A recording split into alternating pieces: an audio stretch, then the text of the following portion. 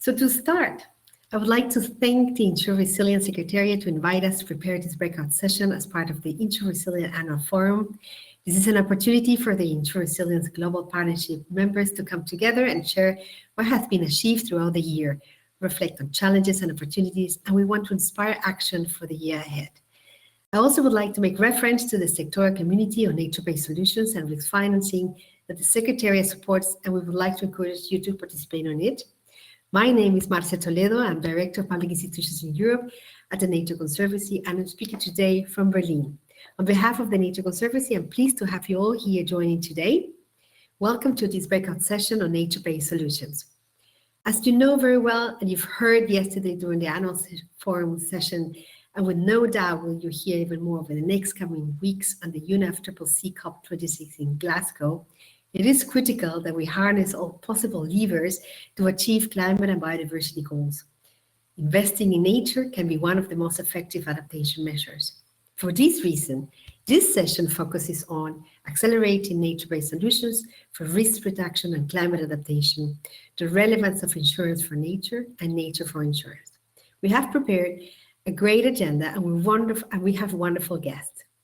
In the first part of the session, we will have a moderated discussion to learn what different opportunities exist to accelerate implementation of insurance mechanisms and deliver risk finance. The second part of the session will allow the panel to respond to your questions and observations. To help us deliver a smooth session, we have some housekeeping guidance for you that you will see on the screen. We will keep all videos and microphone off for assisting bandwidth and since also this session will be recorded. We want to encourage, however, your comments and questions and make these sessions as interactive as possible. Please see in your left side public chat and shared note functions, and we expect that you could use them actively. We will be collecting the comments and questions in the shared notes so that we can facilitate the discussion with the panel. We will do our best to respond to all your questions, but if in case we did not, we want to see this session as the beginning of a conversation using the Reefs talk link that the Insure Resilient colleagues will share.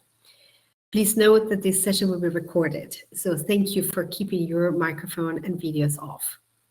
Now, I would like to introduce you to my colleague Mark Way, who will moderate this session. Mark is the Director of Global Climate Adaptation for the Nature Conservancy, and his work focuses on nature as a means to reduce the risk we face from climate change and severe weather impacts. Much of his work focuses on collaboration with the insurance industry to understand how nature can benefit from insurance and how we can work together to promote the protection and restoration of nature to protect vulnerable communities. Thank you very much. It's a pleasure to have you here with us. In order to see the speakers, please click on that minus sign to the right as the presentation is showing, and you will see the speaker's video. Mark, over to you. Thank you, Marcia. Let me just check. Can you hear me? Thumbs up, maybe. Okay, good. Then we're in business. Well, thank you, Marcia. Thank you also to Insure Resilience for the opportunity to hold this breakout session. And thank you particularly to the audience for joining us. I know you had other options today. Very pleased you joined us. And I don't think you're going to regret it because we have a stellar panel and closing speaker for you today. But before we get to them, maybe let me just set the scene a little bit and highlight the importance of the topic that we are going to address today, and one that you're going to be hearing a lot more about over the next 2 weeks in Glasgow. And that's because as we think about the impacts of climate change hitting home, we're really constantly reminded these days of the need to reduce society's vulnerability to climate change and severe weather impacts. If we think back over the last 30 to 40 years, there have been something like 2 million people have lost their lives due to severe weather. And it's probably really worth noting that of those 2 million people, over 90% came from developing countries. And if we look at this from an economic perspective, last year, global disasters exacerbated by climate change produced something like $210 billion worth of damage. And I think you'd agree, a very, very large number, but compared, for example, to 2017, is actually quite a small number. In 2017, that number was something in the region of about $470 billion. And to put that into perspective, that is the approximate size of the entire GDP of Thailand. So some huge numbers and some huge tolls in casualties being caused by severe weather events around the globe. So I think with that in mind, we really need to consider all the options we have to be able to adapt to this developing new normal. And one of those options has really been under our nose all of the time and overlooked for much of that time, and that is nature. But this is changing, and today we're now witnessing a multi-sectoral interest in nature as a kind of natural infrastructure and mechanism to reduce climate risk, and through that to protect people, protect their properties, and also protect their livelihoods. And I think helping pave the way to this change has been the ability to really quantify that risk reduction value provided by natural systems like coral reefs, like oyster reefs, like mangroves, like salt marshes. And this discipline has really taken huge strides forward over the last 15 years. So nature-based solutions have also piqued the interest of the insurance industry and those interested in the use of insurance as a risk reduction mechanism. And using insurance to protect nature, as we do any other valuable asset, is something that is discussed a lot today and something that you're going to be hearing a lot more about in the panel conversation in a couple of minutes. But where does this innovative approach stand today? What will it take to mainstream it, and how can we finance it? Well, these are some of the questions that we hope will come out in the discussion today. And also, we'd like to take that discussion a little bit further and consider things like biodiversity risk and how this might impact nature-based resilience. Now, turning to the panel, and I should say we are currently, I believe, one panelist short, but we're trying to connect him. But I'm going to introduce all of them to you, hoping that our final panelists will be able to join us.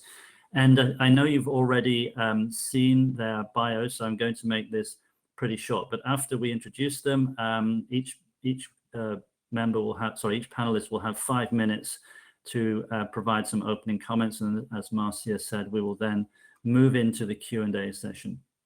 So our first panelist will be Constance Wong. Constance is from the Climate and Resilience Hub of Willis Towers Watson, and she will be talking about a very interesting new product that Willis Towers Watson brought to the market this year, a multi-site coral reef insurance product in the Caribbean. Our second panelist will be Chip Cunliffe. Chip is the Biodiversity Director of AXA XL Catlin was his previous company, AXA XL. And Chip is going to be talking about how we can scale these or scale the insurance for nature approach to other ecosystems. He's going to be talking about nature-based solutions in the context of the blue economy. And I strongly suspect he might also mention the Ocean Risk and Resilience Action Alliance, a fascinating and very fast-growing new initiative that Chip has really basically brought into being.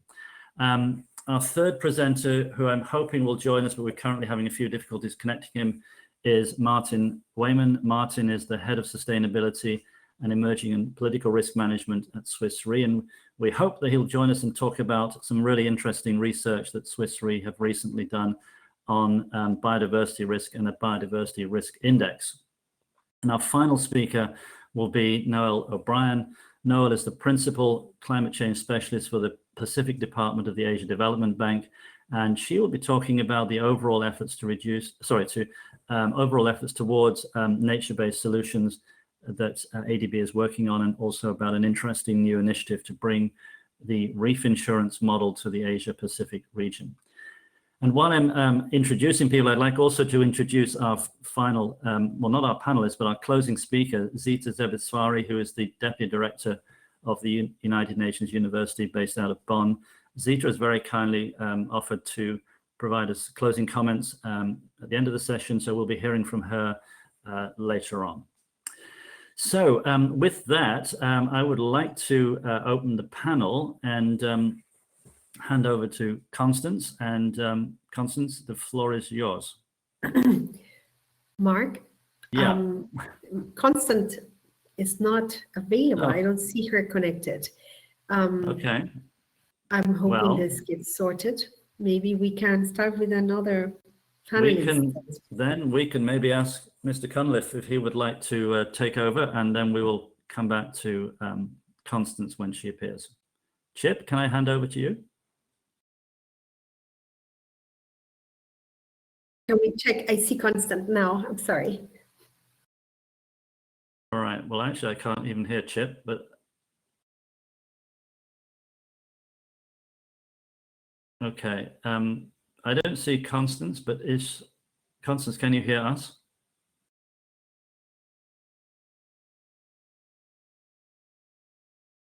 Oh, well, Chip, I'm sorry. This is interesting to say the least. Chip, we can't hear you. Can you hear us?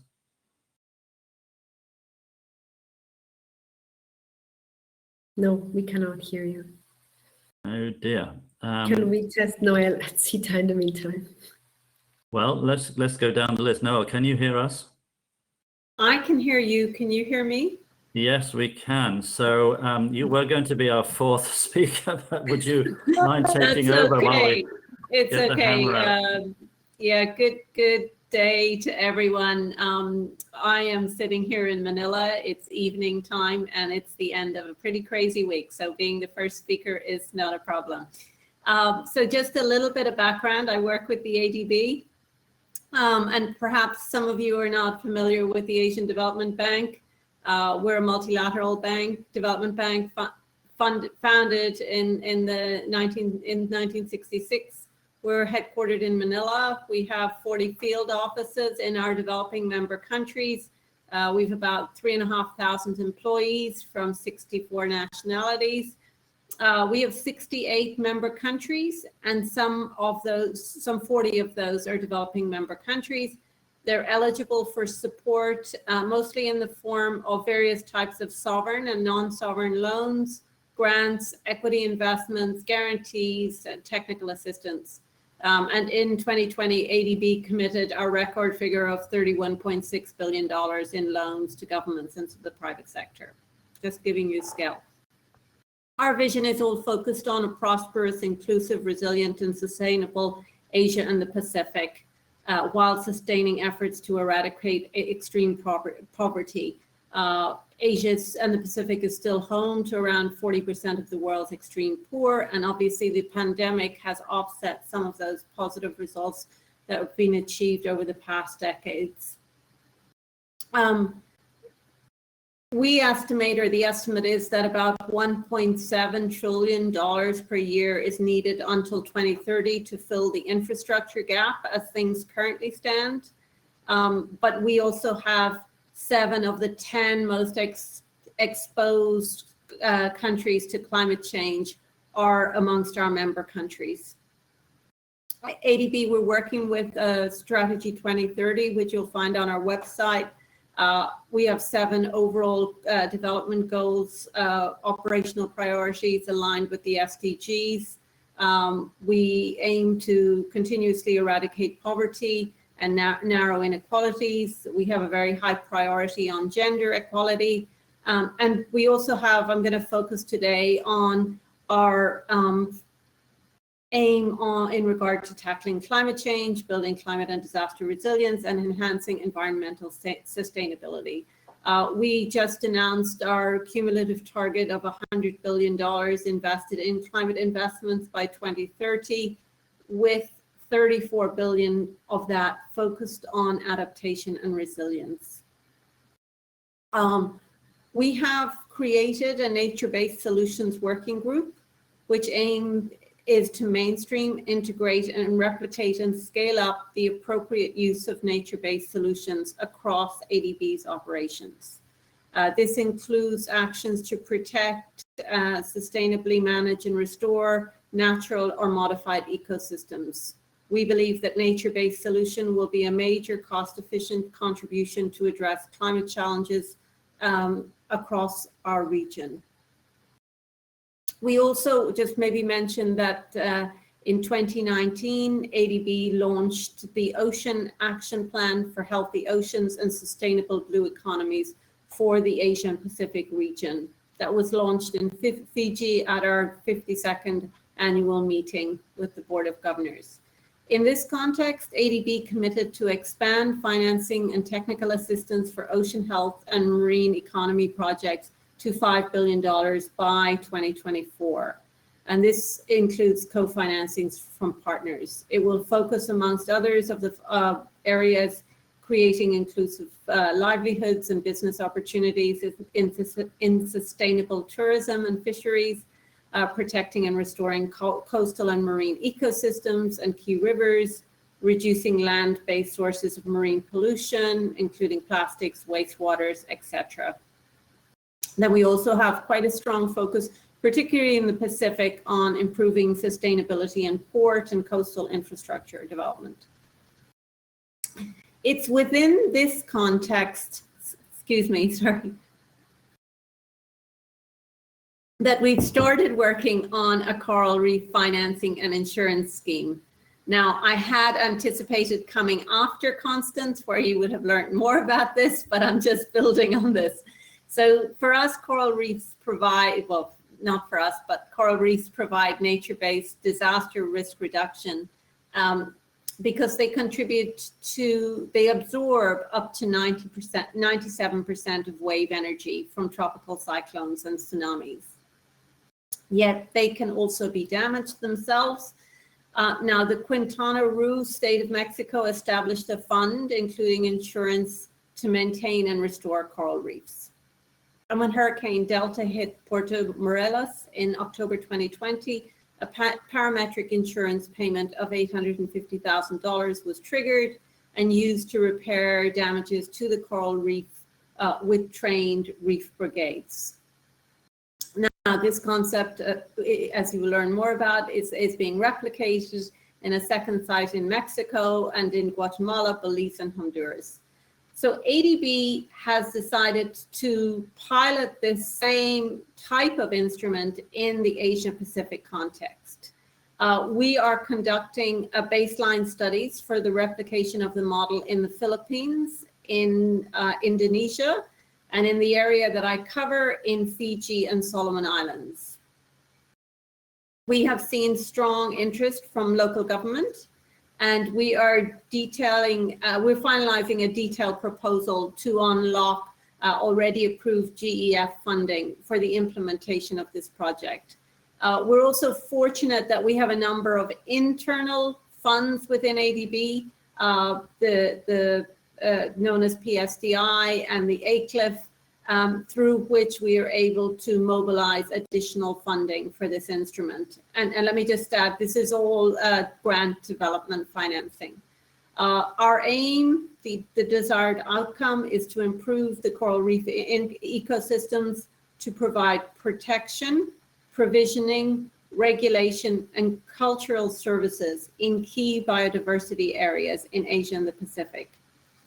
We are seeking to build a multi-stakeholder coalition and platform to be established to support, catalyze, and enable long-term financing solutions, including risk transfer mechanisms, to support operations and management of coral reefs, as well as mangroves and other coastal ecosystems in Asia and the Pacific by 2025.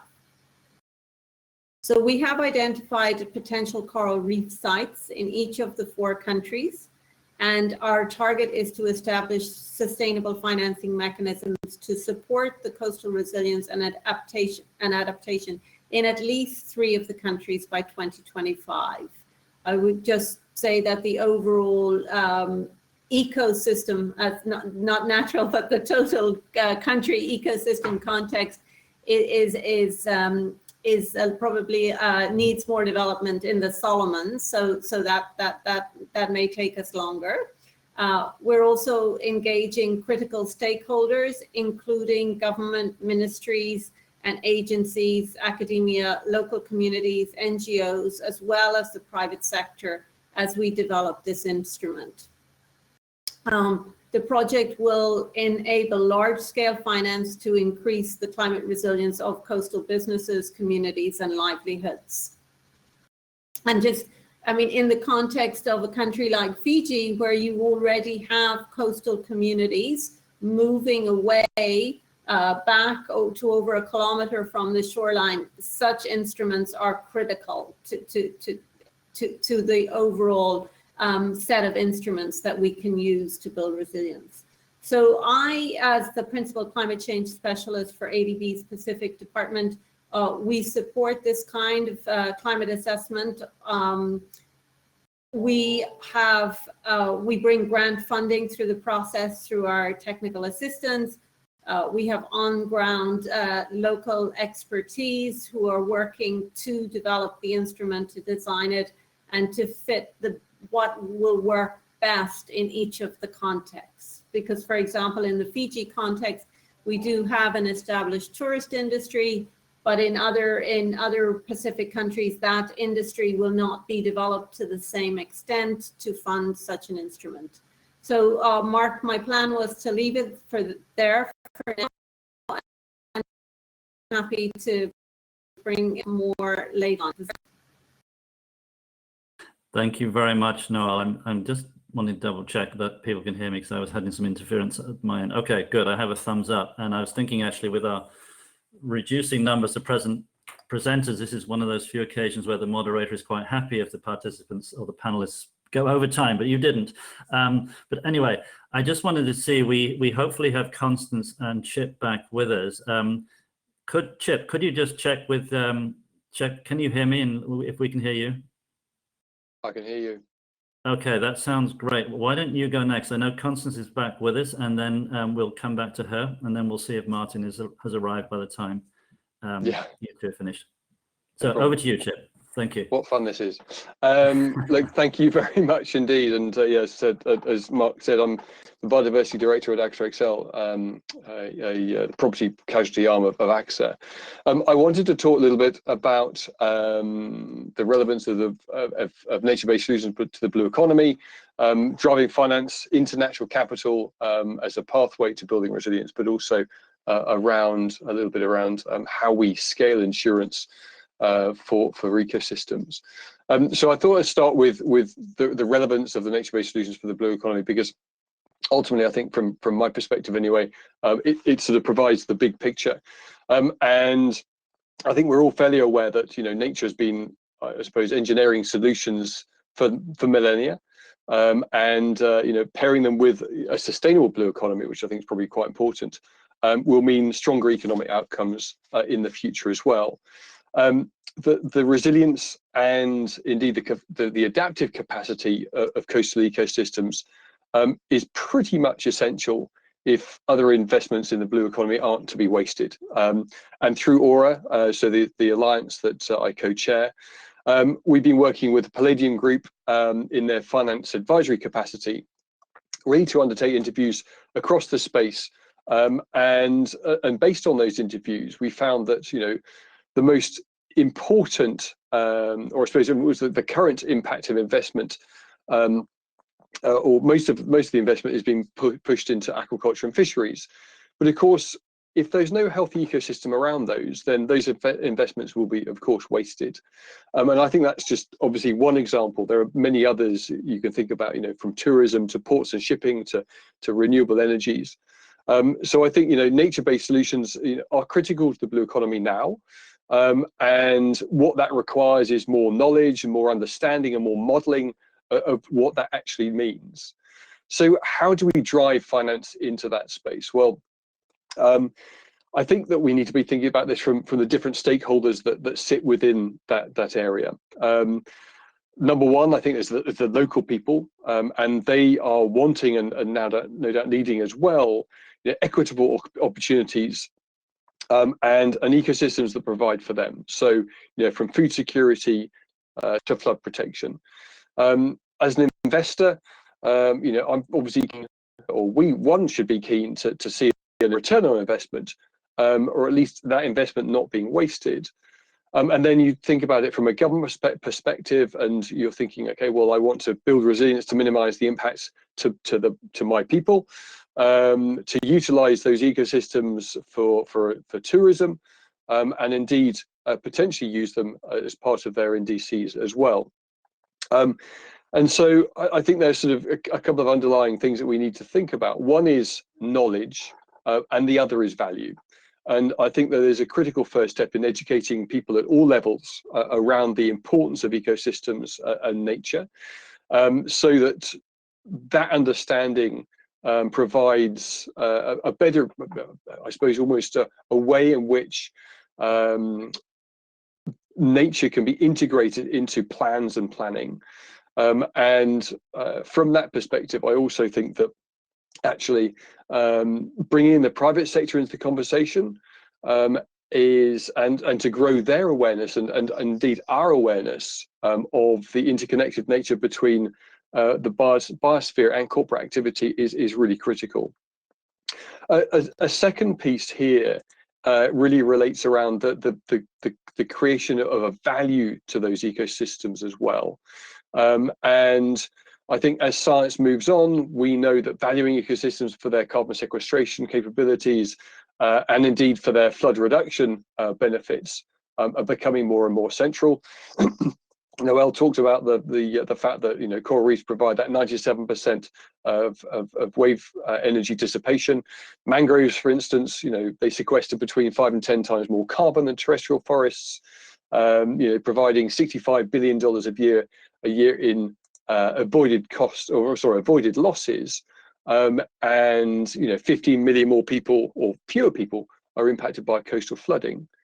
So I think investing in coastal ecosystems will ensure that companies will reduce costs, will improve their operations, and indeed generate financial gains as well. And I think it's those kind of things that we need to start to assign value to, where both local people, investors, and governments, and indeed the private sector, can integrate the economic and risk reduction plans into their own thinking. Just sort of lastly, I wanted to talk briefly around the potential to scale insurance for nature into new ecosystems. And Noelle and indeed Constance, I know that we'll talk a little bit about coral reefs too, but something that we've been working on actually with the Nature Conservancy and Mike Beck at University of California, Santa Cruz, which I know is also quite well known to insure resilience folk, around an idea of an ecosystem interruption product. So basically a mangrove insurance product. And from that perspective, really thinking about how we quantify the cost effectiveness of mangroves for risk reduction across the Caribbean. And so we undertook some research last year. In fact, the research continues. And we first of all looked at the cost of restoration of mangroves using data from around the world. And the restoration costs, and we focus really on the Caribbean, but the cost of restoration in Florida was about $45,000 per hectare. For the rest of the Caribbean, it was about $23,000 a hectare. But you look at the cost of a seawall, and you're looking between 19 and 20 to 25 million dollars for the same amount or the same area. And then we started to look at the flood reduction benefits per hectare as well, and we capped the values of that at about $50,000. But ultimately, the outcome of this research was that the dollar value of flood reduction benefits over a 30-year period would be significantly higher than the cost of restoration. And so, that basically means that there could be a market for that kind of mangrove insurance. But of course, we also needed to understand, the market, the enabling conditions, and so we undertook some focus on, the regulatory environment, the size of the insurance market. Looked at the different kind of products that we could develop, whether it be parametric, indemnity, or indeed a combination of both of them.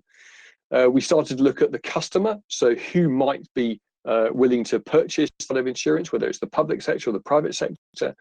And I think, out of that research, we identified the fact that there are over 3,000 kilometers of coastline across 20 different territories and countries that have cost-effective opportunities for mangrove restoration.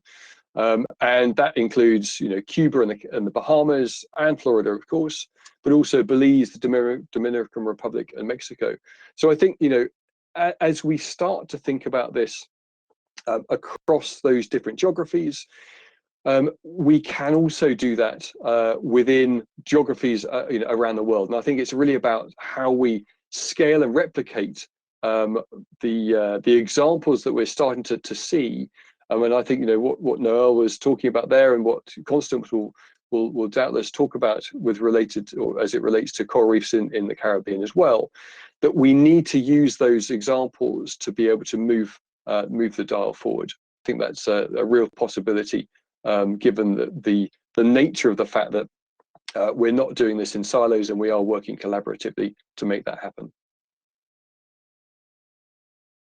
Chip, thank you very much. And we should see if we could make that report available, the one you referenced, which I think would be pretty interesting for a lot of people who are looking at the opportunities for coastal ecosystems like mangroves to reduce risk. So thank you very much for that intervention. Now, I am crossing my fingers right now because I can see Constance. I just hope we can actually hear her. Constance, do you want to try and come off mute and we'll check that? Yes. Can you hear me? Perfect. Well, the floor is yours. Thank you very much. Over to you, Constance. Thank you, Mark. Yeah, hoping technology stays on my side for now. And I'm really pleased to be here talking to you from Willis House Watson. I think in the context of increasing disaster risk due to climate change, it's really important for the private sector to innovate and find ways of protecting both ecosystems and the people that depend on them. And I think nature-based solutions are really important as they allow us to capitalize on those ecosystem services and the benefits that they provide for climate adaptation and mitigation, whilst also investing into their continuity. Because ecosystem services are often provided for free, building a framework in which investment into them is encouraged is difficult.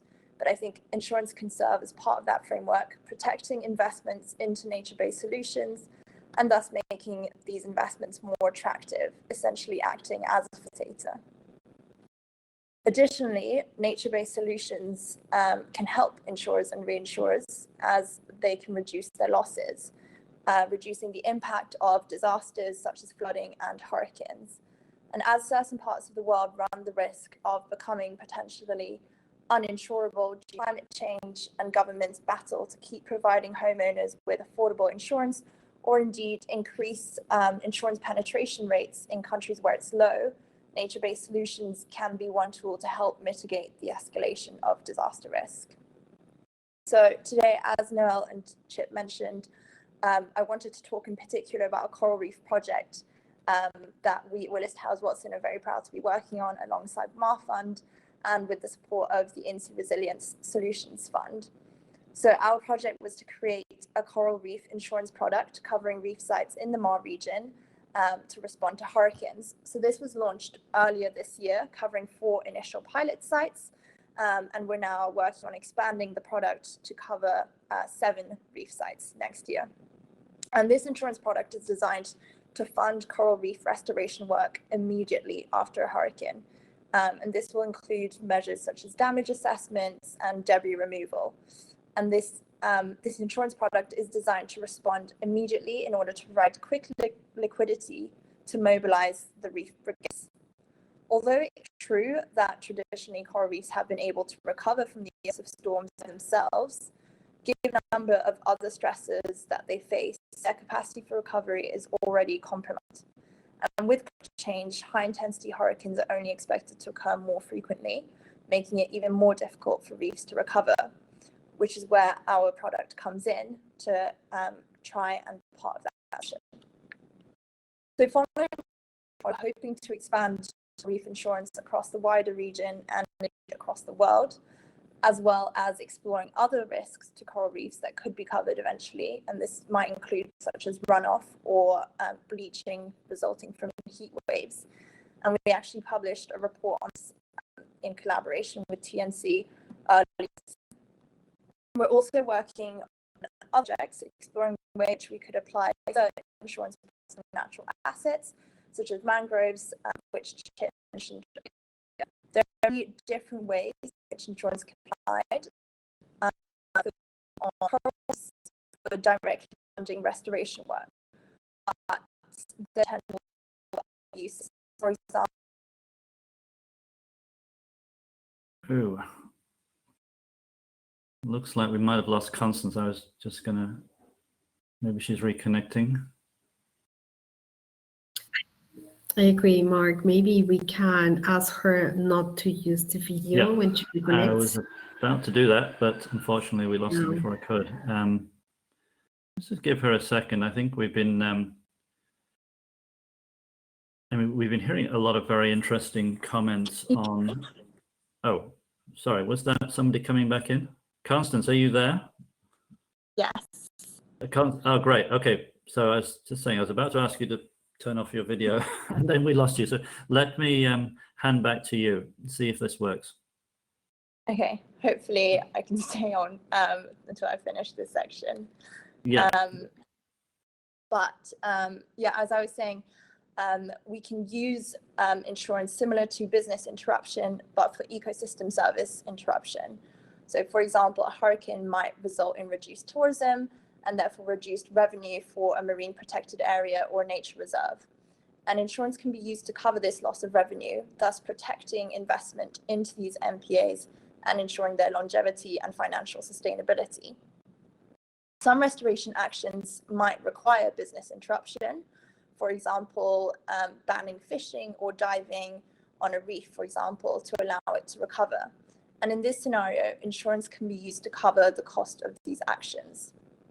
Additionally, the work that we do doesn't have to remain in the insurance space, and in fact can be used in other ways to help fund ecosystem restoration. The work that we do on parametric trigger design is designed to trigger an insurance payout, but it could equally be used as an objective measure to trigger a payout out of a fund or a line of credit, providing a set of objective criteria for such a payout and therefore mobilizing capital other than insurance capital. I think there's a huge amount of potential for the insurance industry to contribute to this space, and I'm really excited to see what's coming.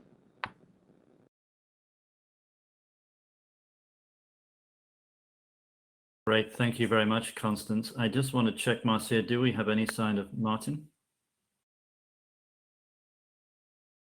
Not yet. Okay. Not yet. Okay. I don't. Well, let's just keep our fingers crossed that he can join us. I think we should move into the Q&A, and I know we've got some questions coming in, and I would actually like, if I may, to take moderator's prerogative here and ask the first one, because this is something which is, I guess, been on my mind a little bit as we've been talking about the opportunities to use insurance for nature around the world, and many of the countries that we've heard mentioned, these are countries with generally quite low insurance penetration rates. So I'm wondering what the panel thinks about whether going forward these insurance for nature products will be sort of standalone, so they would just be insuring, for example, coral reefs or mangroves or maybe salt marshes, or do you think we're going to have to sort of move into a situation where we actually can create them so they also cover the local communities? I mean, I'm just thinking some of the about some of the sort of political dynamics around here. If we're offering insurance for coral reefs, but some of the local communities themselves don't benefit from insurance, whether that is something that we're going to have to address. I would be very curious if the panel have thoughts on that, because I think the aim of this work is to preserve the sort of natural defense systems, if you like, for coastal communities. So I would assume we will also be thinking about how we can expand that insurance coverage to those coastal communities. Would any of the panel like to jump in on that one? Chip, please. Happy to, Mark, or at least start anyway. Look, I think the protection cap is something they're very aware of within the industry. And that's the difference between economic and insured losses. And I think that sometimes there's and the reason for that is the fact there's either not a culture of purchasing insurance, there's a lack of understanding around it, or maybe a lack of regulation, and indeed possibly all three. I think it's not out of the realms of possibility that, you know, that one could develop a product as a standalone. But I think, you know, as you suggested then within the question, you know, being understanding the enabling conditions of the market, you know, the potential purchases, etc., and indeed working with those sort of more local within the sort of the local areas, I think is a really critical piece. Now, I would envisage that it would be much easier to do this sort of rather not in a standalone, not standalone perspective. And I think that's a lot of work that we all need to do to ensure that sort of doesn't necessarily happen. It is possible, but I think, you know, having the regulatory environment and the ability to develop this more quickly is going to need that environment to change. Thank you, Chip. I'm wondering if any of the other panelists have thoughts on that one. Mark, I'm happy to come in. Yep, thank you, Noelle. I think, you know, certainly in the context of the Pacific Islands, I mean, so coral reefs have such a huge importance for the local communities. And I think obviously a key step in this whole process is creating awareness of the economic value of the natural capital in this context, the roles that they play in terms of flooding, coastal erosion, the coastal protection. This is a critical step. And to also linking with that, how they enhance the resilience of the fishery and tourism sectors that provide for the main livelihood of a lot of the coastal communities that are protected by these reefs. I think beyond the protective measures, it's also to remember the absorption of carbon and chemicals, the stabilizing patterns of currents and temperatures, etc., the nurturing, the habitats, and so many of the other values that they bring. I think, you know, as we've discussed earlier, for these local communities working very closely with the reefs and who may be part of the teams that are involved in reef repair, etc. I think there's also opportunities to explore some of the linkages with some of the more innovative social protection instruments. So where you, within ADB in the Pacific, it's really come as a result of COVID, where we've started to launch social protection instruments. And I think if we learn from some of the examples like the Kenya work on the hunger safety net programs, etc., through over the years, where we've aligned flows of finances which have been triggered with droughts, they often interlink with some of, I mean, Swiss Re and other people on the panel with their work on the livestock insurance, with the work that has been done in relation to just grass growth, etc. So I think there's lessons, and I think there's synergies that we can take from those earlier instruments to also bring it through. Our initial social protection measures haven't aligned with weather-related triggers yet, but that's something we plan to look at more closely. And so, you know, sometimes I think in the payout mechanism, depending on how much funds can flow into the actual recovery of the reef itself, but perhaps also to have mechanisms where particularly very poor communities may also receive a cash payout recovery. So I think there's scope to explore quite a few options. Thank you. Thank you very much, Noelle, and totally agree with those comments. I just want to switch to some of the questions coming in from the audience, and I think the first one I can probably best answer. The first question we got was, who are the recipients of the parametric insurance payout in the examples mentioned? I think Noelle, you mentioned that. But maybe to answer that question, this is the original Mexico reef insurance policy that the government of Quintana Roo, Mexico, bought through a trust fund. And so the payout from the insurance went directly into the trust fund, and then the trust fund is using that funding to repair sections of the reef that have been damaged by Hurricane Delta, which hit the region in October last year. The second question we have, and I just want to see if I understand this, but the question is, would insurance companies place requirements on asset owners and managers to integrate resilience interventions into their assets using blue-green infrastructure?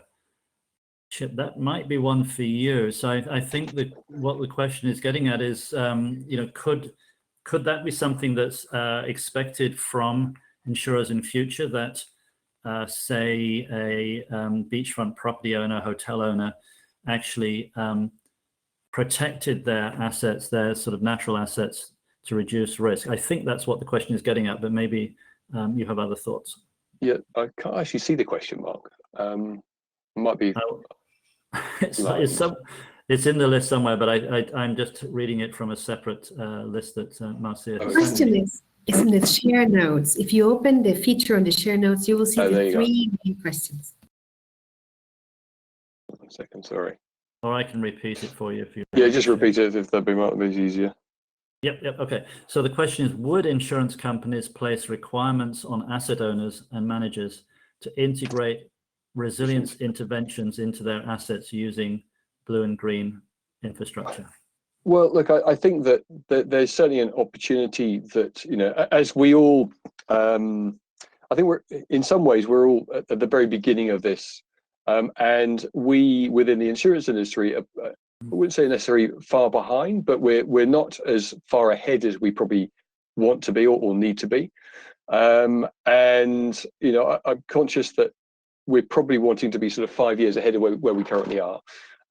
Nature-based solutions are certainly being,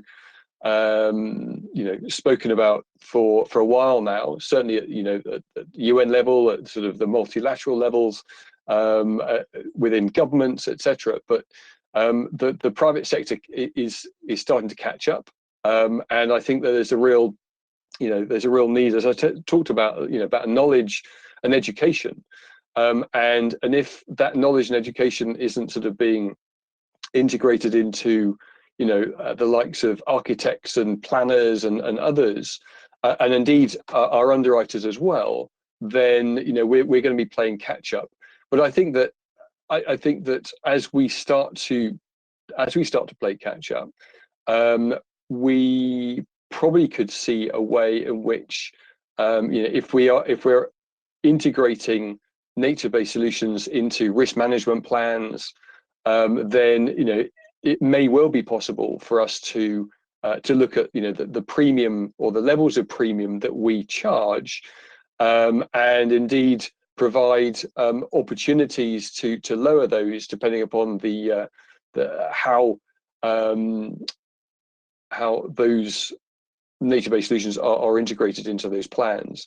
But I think there's a lot of work to be done in terms of how we model that risk, and from our perspective, well, we, as of next week, in fact this time next week, we'll have launched a beta version of a coastal risk index, which will for the first time integrate mangroves and reefs into our risk models.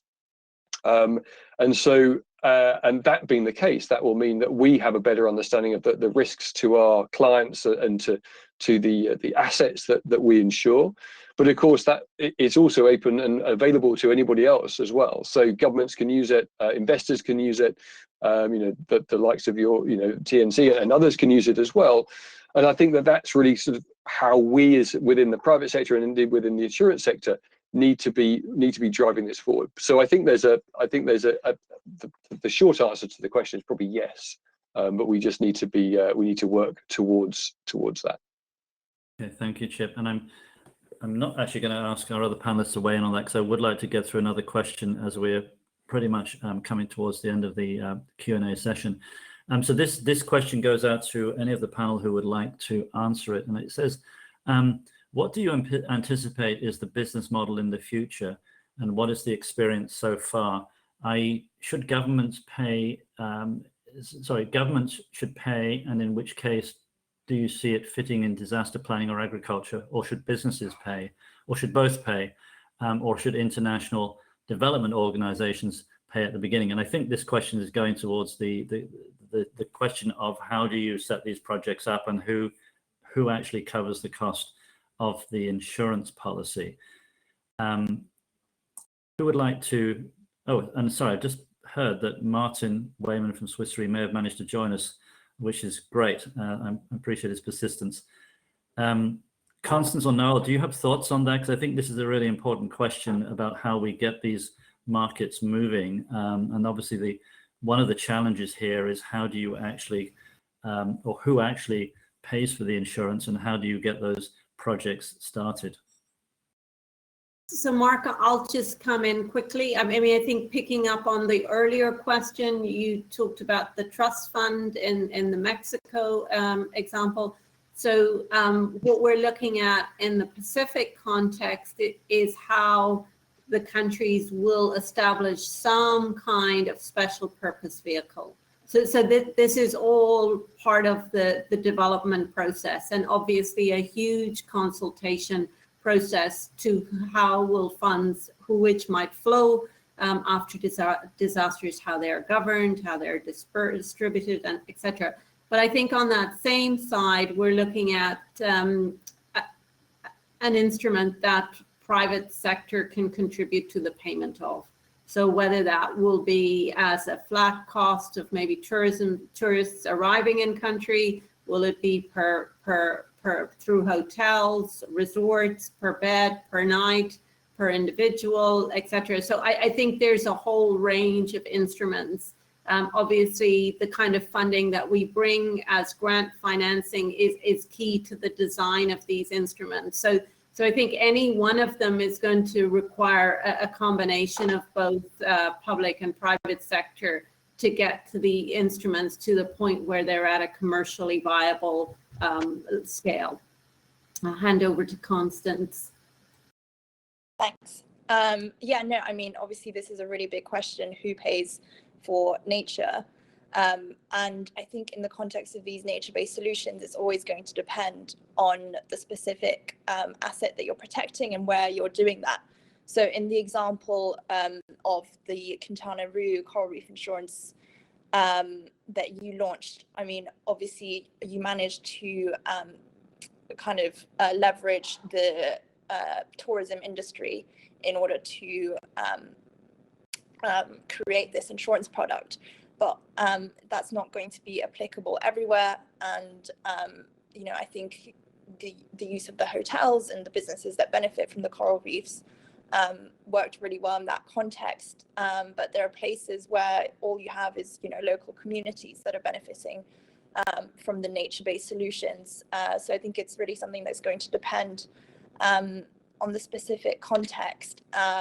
And you know, it depends on what exactly the risk is that you're insuring. So, for example, if you're insuring against marine heat waves, then, you know, whose responsibility is that? And then there's a big climate justice question around that. So grants and, you know, funds from places like the Instant Resilience Solutions Fund, which is supporting our MARFund project, are really important. Yeah, I mean, it's something that we need to explore, a long-term sustainable source of funding for this work. Thank you very much, Constance. And I just wanted to check, Martin, can you hear us? Martin? Yes, Weyman? I can hear you. Can you hear me? Yes, Martin, we can. So I'm so sorry for all of the troubles we've all had this morning. It's been a bit of a challenge. We have exactly 10 minutes left. And what I'd like to suggest, if I may, I'd like to suggest you have 5 minutes just to maybe make a summary of the comments you were planning to give us earlier in this breakout session. And then I'd like to hand over to Zita, because I understand we may well get cut off exactly at 1:15. So would that work, Martin, if we give you 5 minutes just to cover a few of the comments you would like to make? Yeah, I think I keep it a bit shorter, Mark, that we can interact. But So also apologies for technological reasons that it wasn't able to join earlier. I think what I want to mention is that nature-based solutions have played a very long role at Swiss Re already. So for example, and Mark Way in his former role at Swiss Re was very much involved in developing the so-called Sustainable Business Risk Framework, which in its infancy, it was already available 20 years ago and now has been developed into a really advanced risk management tool. So briefly touching upon that, I think there in the overall policy on the environmental topics, we had integrated nature-based aspects since very long. So we are having the World Heritage Sites, for example, in collaboration with WWF, worked on those, how we can integrate that and identify where are projects, either on the investment side or on the underwriting side, that could be either close or within such a critical area, and where we said really we don't want to insure that. So that's the downside, the risk management aspect, and Mark explicitly asked me to touch upon that as well. This started to gather a lot of interest, but also we invested and we came out with a biodiversity and ecosystem service index, and the publication you find on our website, which is really about how can we protect and enable nature-based solution. And there overall is a worldwide index where we have a lot of, where we're looking at assessing who and what is exposed. So as everyone benefits from nature in some way, we are all impacted and bear the cost of damages and restorations. So just to the questions that we had before, it is important to identify who are the beneficiaries of the ecosystem services that nature provides. And as already was mentioned in the Mexican Reef, where we collaborated with TNC, that was one option where the tourism industry or hotel industry is paying part of that. But I think we need to think through in all the aspects. I think for the stakeholders who are really interested in that, it's investors, it's businesses, and it's government agencies. So the base index plays really a fundamental role in seeing where do we have dependencies from a biodiversity and ecosystem services index perspective. And based on that, we have already further ventured not only in the marine coral reef and mangrove area, but also when it comes to Netherlands, where there are a lot of important dikes which protect not only the land but also sometimes thin stretches of very, for example, the Netherlands dike reinforcement project, which is close to the Wadden Sea World Heritage Site. And so there the government stepped in paying some of those aspects. When we look at what lines of business are connected to nature-based solutions, then it's property insurers, which covers costs associated with damages such as removal of debris, cleanup, and business interruption.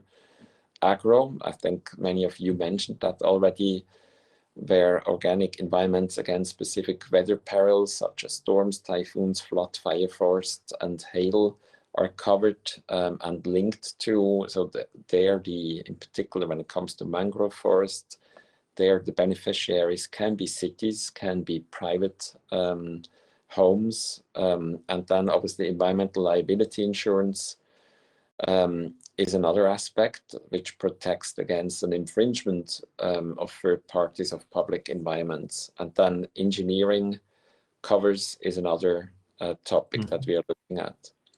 So if you look at all that, then we have the downside protection through our sustainability business risk framework. We have the business opportunities, which we pioneered in many ways at Swiss Re and continue to work with partners and with colleagues here at the call, be it AXA, be it Willis Towers Watsons. And then also the investment side, I think, is quite an important one. And as we know, we need to accelerate that thinking, and therefore we also joined the Task Force on Nature-related financial disclosure, where Swiss Re is a member besides some others here at the call. So I close with that. Sorry, Martin, your perfect timing. I was just about to suggest we might have to move on, and I do apologize that we've been so disrupted this morning with technical challenges that I have to sort of impolitely slightly cut you off, but I hope you forgive me for that. I do want to thank you, Martin. I do want to hand over to Zita for some closing comments, and since we will probably have no further time from me personally, I wanted to thank everybody on the panel this morning for bearing with us through some huge technical challenges, and again to Insu Resilience for giving us this opportunity. And Zita, please, I'm praying that you're not going to have any technical difficulties, and you'll then be able to close the session for us. I'll hand over to you. Thank you, Mark. I believe I do not have difficulties, so that's the good news. And I really enjoyed listening to the panel discussion and to the Q&A. So I am engaged in this field, ecosystem-based disaster risk reduction, adaptation, nature-based solutions since 2009 by now. And insurance-based solutions have been, so to say, the new kids on the playfield, so to say. But by now it's getting well known, well recognized, and we see also first implementation success. So I think this is something just to highlight that this happened in a very short time frame and with great visibility and success. So we are getting more and more evidence-based and also more best practices collected.